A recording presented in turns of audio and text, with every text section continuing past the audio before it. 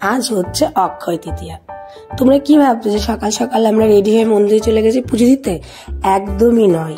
হ্যাঁ, পুজো দিতে গেছে এটা ঠিক, কিন্তু কোনো প্ল্যান আমাদের ছিল না। সোনাকে স্কুলে দিয়ে ফেরার পথে আমরা মন্দিরে অনেকটা কাছাকাছি চলে এসেছিলাম, মানে ঘুরছিলাম দুজনে মিলে। তখন ভাবলাম যে মন্দিরে যখন এত কাছাকাছি এসছি তাহলে মন্দির থেকে একটু ঘুরে যাই। আর মন্দিরে গিয়ে মনে হলো আজকে অক্ষয় তৃতীয়ার দিন, খালি হাতে মায়ের এখানে এসছি। তাই সোনা পাপাকে বললাম পাশের দোকান থেকে একটু মিষ্টি বা সন্দেশ এনে দাও, মায়ের এখানে একটু পুজো দিয়ে যাই। তাই দেখো ওর পাপা নিয়ে এসছে, সন্দেশ নিয়ে এসেছিল, এনে আমরা মন্দিরে দিয়েছিলাম।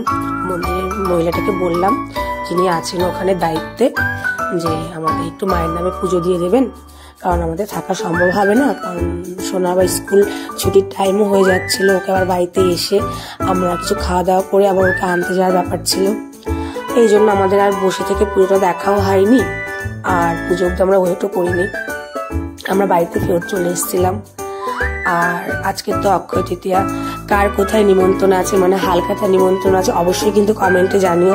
আর আমারও অনেক জায়গাতে আছে, সেই ভিডিওটা তোমরা মানে দেখতে পাবে।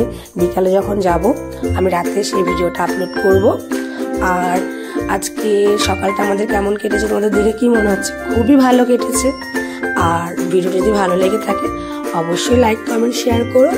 আর যারা আমার চ্যানেলে নতুন তারা অবশ্যই আমার চ্যানেলটিকে সাবস্ক্রাইব করে দিও। তাহলে আজকের মতন বাই।